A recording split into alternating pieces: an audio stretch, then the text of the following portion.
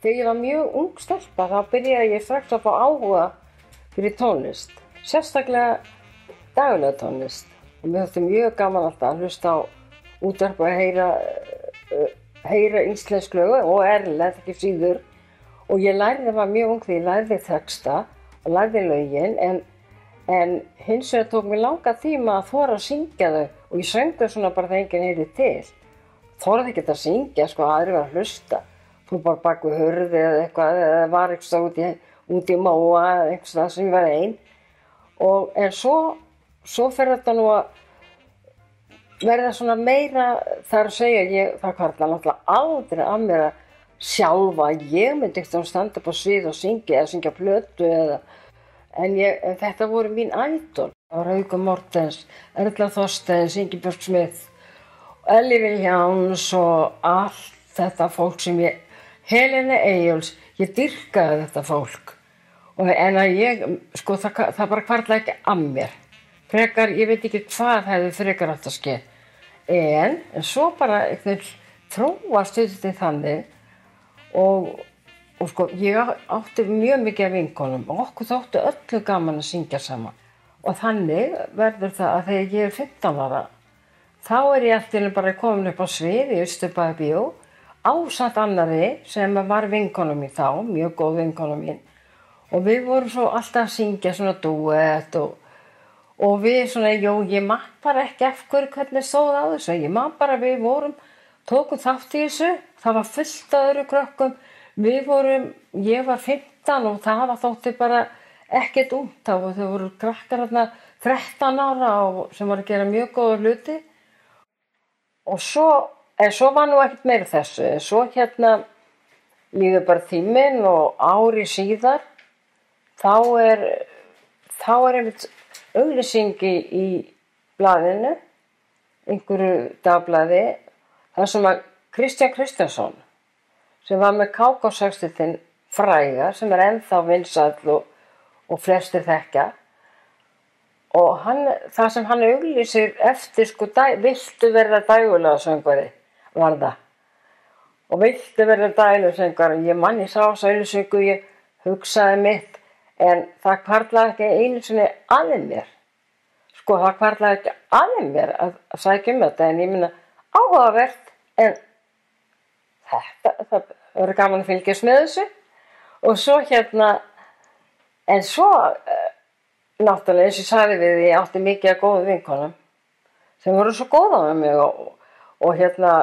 og einn sem var að vinna með mér, hún var það mikið góð vinkona, hún kom oft heim og gisti jafnvel heima með mér og við þekktumst mjög vel og ég var alltaf syngjandi, alltaf, mjög alveg saman að hún heyrði og henni tekst að plata mig Þetta mjög langt atriði Við vorum að vinna saman og hún segir við mig, kemur til mín og segir, heyrðu mér, ertu ekki bara til að taka ekki bara frí í þetta og skjótast heim og bara taka þér rólega, eitthvað svoleiðis sagði hún, ég man náttúrulega ekkert nákvæmlega hvað hún sagði. Og ég bara horfði auðvitað til að fá frí. Ég meina, maður var bara 15 ára eða 16 og þótti bara gaman að leika sér og ég þykk það og við förum heim til hennar, hún auðfengi frí fyrir okkur og ég fer heim til hennar og þá segir hún við mig, á ég ekki að mála þig og laga þér hárið. Mér fannst þetta ekkert grunsamlegt. Þegar hún var svo oft að gera þetta, henni fannst gaman að greiða mér og mála mig og ég fannst þetta ekkert undarlegt. En svo þegar hún búin að því og þá segir hún, ég ekki bara skreppa heim til þín núna. Og jú, endilega, ég þarf bara að taka leigubíl, ég nenni ekki strætó, segir hún. Og ekkert mál, ég til í það og ég skellum okkur bara.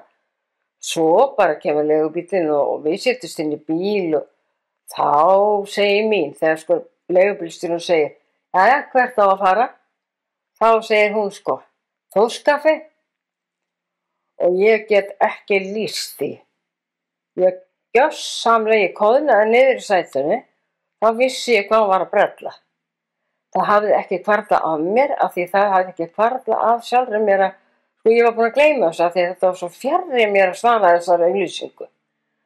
En hún sem sagt, og ég segi, og ég þorði ekki eins og, ég var það feimin, ég þorði alls ekki að láta bílstjórinn heyra að ég væri á móti þessu og hún mætti ekki, ég vildi ekki gera þetta og ég horfði bara á hana með sko eins og sært dýr sko í augunum og bað hana að stoppa, bað hana að fara heim og hún bara þóttist ekkert sjá, horfði bara út úr gluggann og þóttist að horfa útsýnið og hvað og var ekkert að hlusta svo stelpu hana. Bara, hún var bara búin að ákveða þetta og koma mér í pröfu en svo fórum við, þegar við komum að Þorskafi, þá sé ég að Árni Skeving, sem þá spilaði hljómsveitina Kristjáns, kemur út og mér léttir ekkert smá og ég hugsa, þetta er örugglega búið, þetta, ég slepp alveg við þetta er búið þess að hann er farinn. En hún, við förum inn og förum upp stigann og við heyrum strax það er að spila og einhver er að syngja og hún bara hleypur upp stigann og ég elti að því að ég kunni að sjálfs ekki við að snúa við og ég meina ég læta örlögin bara ráða þessu og fer á eftir henni en hugsa að ég vonandi sé bara búið og ég sé of sein. Svo fer hún alveg inn og ég sé það alveg fullt af krökkum með ungu fólki sem er þarna inni sem hefur sennilega verið að prófa og hann er að hætta og hann segir, Kristján stendur upp og segir jæja nú er þetta búið en er einhverju fleiri sem vilja prófa og ég horfi á Svanfríði og bið hana með augunum ekki segja frá mér en það fyrsta sem hún gerir náttúrulega er að benda á mig og segir jú það hérna ein. Hún þekkti mig alveg, hún vissi að ég myndi ekki þora að segja annað en já.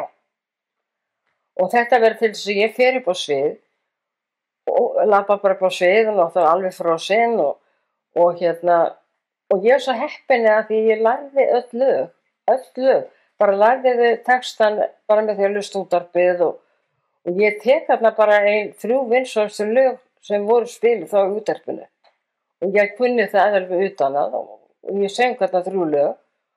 Og svo bara var ég síðust svo var það bara búið og hann svo bara segir Kristján það hefur bara haft samband við ykkur ef það verður áhugi fyrir því. Svo bara strax daginn eftir var hringt í mig og þá var það Kristján og hann beðið mig að mæta, ég man ekki hvað en úr þessu urðu bæði hljómleikar, tónleikar í Austurbæ-bíó og við fórum, fyrst fórum við 10 vorum 10 á tónleikunum, svo fórum við niður 4, vorum 4 eftir og fórum þá með hljómsveit KK og ásamt Elli Vilhjálms og Óðni Valdimarsinni og spiluðum á nokkur stöðum svona bæði Keflavík og fórum svona Austurfirðir og nokkur stöðum. Svo bara þróaðist í það að við fórum bara öll í söngvaráttina og ég byrjaði að koma fram sem gestasönguna. Byrjaði fyrst með Falkonsextett og svo þróaðist þetta bara áfram. Ég fór að syngja mikið á vellinum og þegar sko þarna á þessum tíma voru flestar hljómsveitir sem voru eitthvað að spila. Það spiluðu mikið að Keflavík. Þegar ég er komin inn í svona bransann vegna þess að ég söng hérna með KK og þá náttúrulega þá var farið að hringja í mig sko og ég fekk alls konar jobb með hljómsveitum og aðallega var hringt í mig vegna þess að vantaði söngkonu á Keflavíkurflugvöll og fólk í dag, krökkum í dag fyrst það var skrítið kannski að syngja á Keflavíkurflugvölli en þá var herinn hérna í Íslandi og á Keflavíkurflugvölli þar sem þeir döldust, þar voru fullt af klúbbum og það voru alltaf íslenskar hljómsveitir sem spiluðu þarna hverja helgi og það var alltaf voða vinsælt að koma með söngkonu. Þannig að mikið eins og hljómsveitum sem höfðu samband við mig vantaði kannski ekki endilega söngkonu í hljómsveitina, heldur bara söngkonu til að fara á velli. Og ég lenti svolítið mikið í því og það var allavega þarna frá því að 16 og til 18 ára, allan við 2 ár, var ég svolítið mikið að syngja á vellinum og aðalega með hljómsveit Elvar Sperg og þá var Berti Möller líka með og við sungum mikið saman Berti og þó ég hefði bara 16 ára þegar ég byrjaði þar, þá þótti það ekki tiltökum mál á þessum árum. Það var algengt að söngkonur væru 16 sem væri að syngja þarna, en það var svo sem allt í lagi. Hljómsveitin, þeir voru kannski aðeins eldri og þeir pössuðu mann ef það þyrfti, en það þyrfti aldrei. Það var bara ekkert mál að syngja þarna, það var yndislegir, þeir eru mjög kurteisir og Ameríkanarnir en svo þegar ég er að verða 19 ára, þá er haft samband mig, þá hafði ég verið að vinna líka talsvert með þessu, ég hafði nóg að gera í söngnum, það var alveg ótrúlegt hvað ég hafði að gera, það var bara mikið helgar og svo var ég líka að vinna á daginn og ég var að vinna í Vinnuveitagerð Íslands nokkur ár, svo hætti ég þar og ég fór að vinna í afgreiðslubúð, svona rafvirkjabúð og raftækjaverslun, myndi maður nú segja og þá hringt í mig og þá vantar söngkonu í klúbbinn og klúbburinn, hann var þá bara einfaldlega nýjasti og glæsilegasti staðurinn veitingahúsi í bænum, af því það var nýbúið var stofnað þennan stað og það var til dæmis alla laugardaga, það var 200 manns í mat og það var þarna allir voru fallega klæddir, konur í sín kjólum og karlmenn í smókingar, lág við þetta var svo flott, en það var ég alltaf þegar ég var að syngja, þá var ég í sín kjólum og alltaf mjög fín þarna og þar entist ég, þar var ég svona fyrst í tæplega ár, en svo var ég að taka mig pásu til að eignast fyrsta barnið mitt og þá ætlaði ég mér, að því þetta hafði verið frekar erfitt fyrir mig svona, því ég var ekki nógu örugg, ég var alltaf svolítið nervus og ég segi sér sjálf að það naut ég minn ekki eins og ég hefði þetta að gera, því að þegar maður er mjög nervus þá getur maður aldrei gert sitt besta og það stóð til að ég kæmi bara aftur þegar ég væri búin að eiga barnið en ég þvertók fyrir það og sagðist að aldrei ætla að syngja aftur, ég væri bara hætt, ég ætlaði bara ekkert að gera þetta aftur, ég ætlaði bara að fara að gera eitthvað allt annað en svo þróast málið þannig að ég er fráskilin með Óskar barn og það er haft samband við frá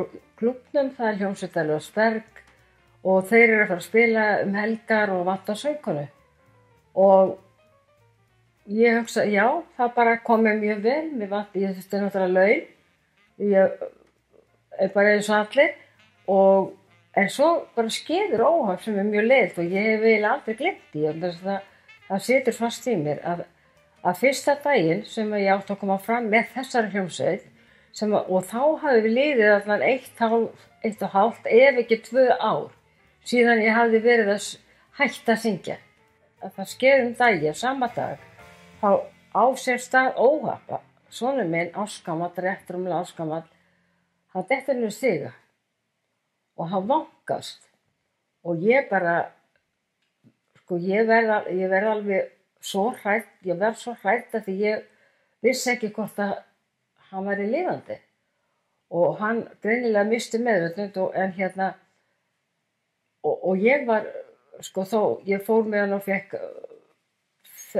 allt, það var alltaf hreina að ekkert skeð og var alltaf með hann og hann náði sér alveg en þetta var til þess að þegar ég mæti svo kvöldið til að fara að syngja, þá er ég ennþá í áfalli. Þetta áfall var alveg í nokkra daga, af því þetta er ömurlegt að upplifa svona og ég gati ekki sungið eftir einasta lag, ég var mjög, ég bara hélt ekki tóni og ég held að hvert einasta lag sem svo yngat á kvöld hafi verið ránfalskt.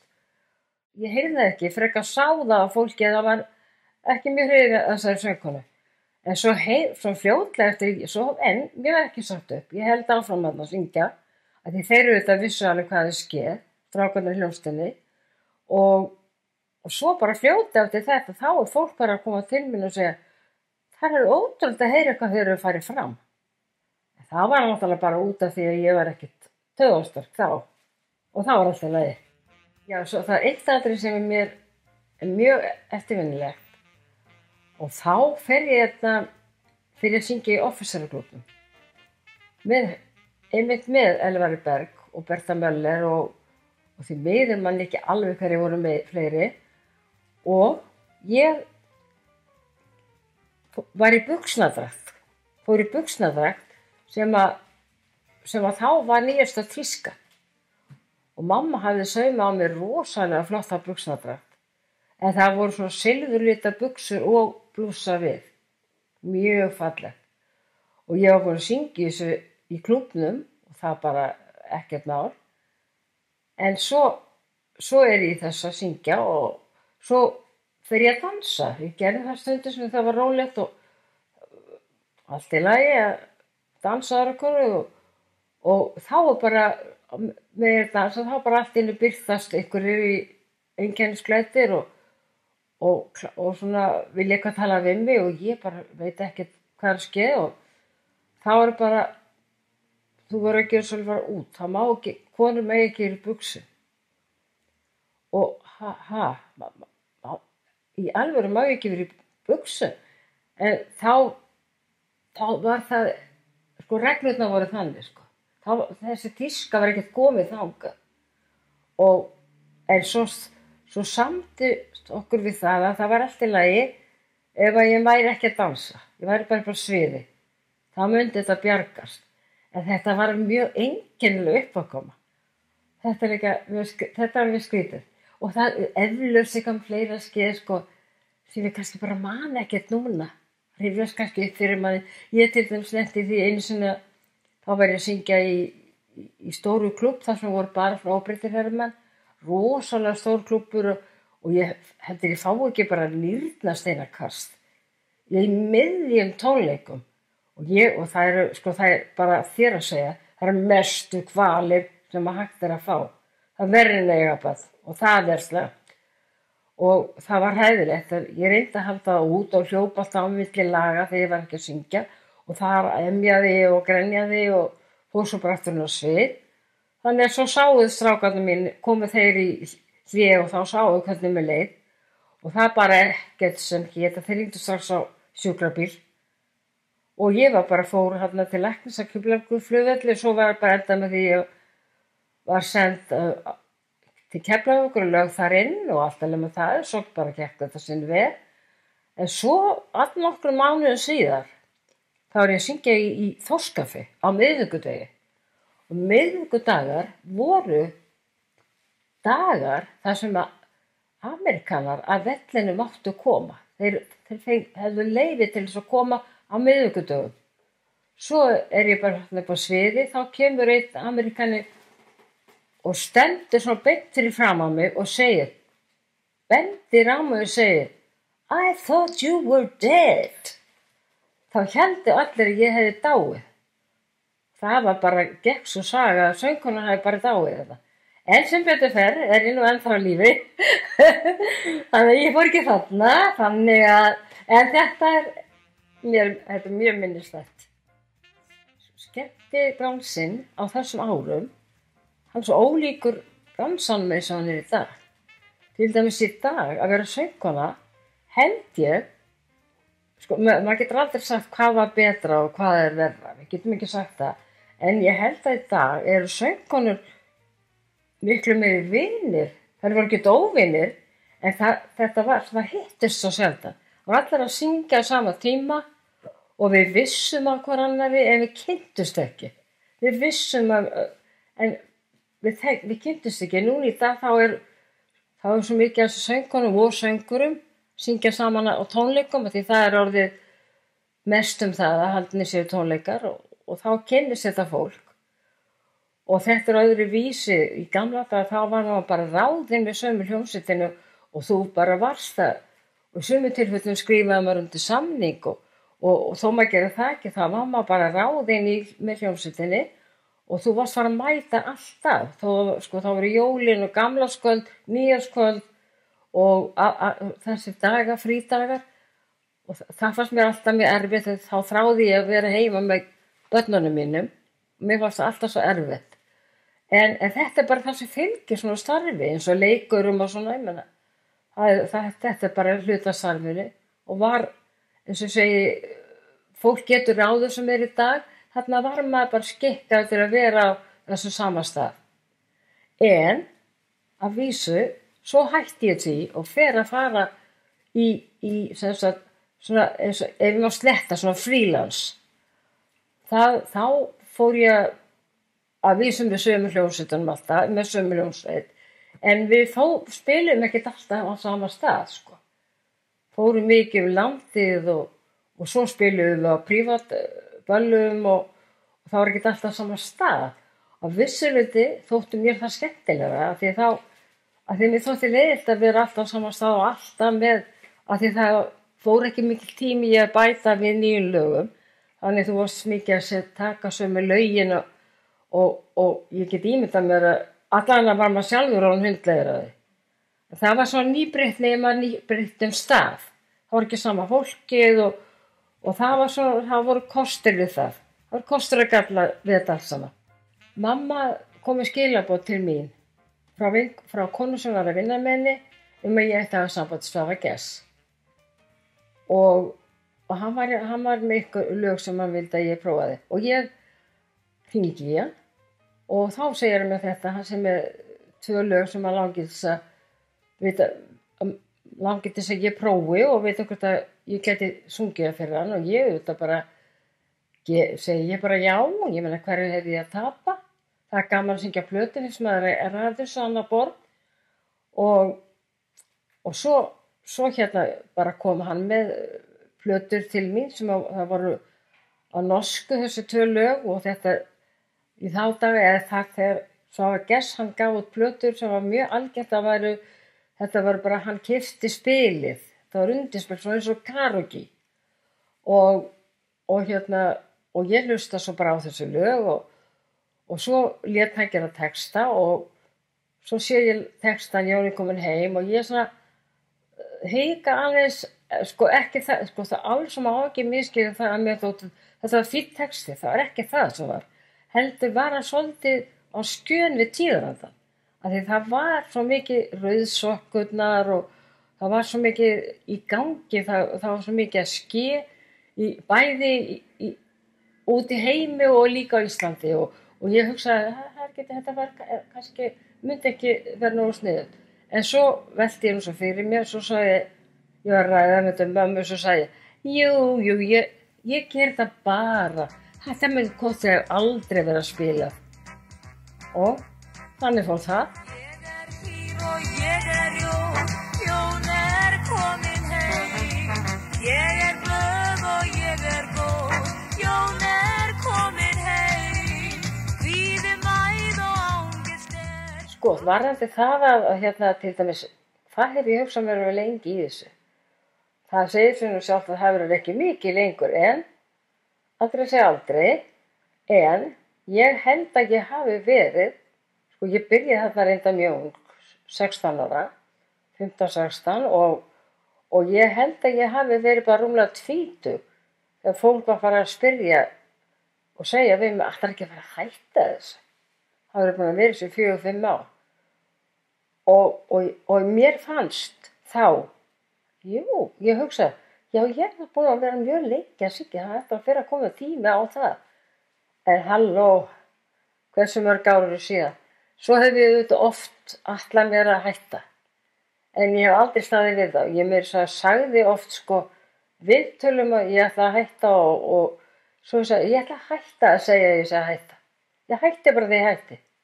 Ég veit ekki hvernig það verður.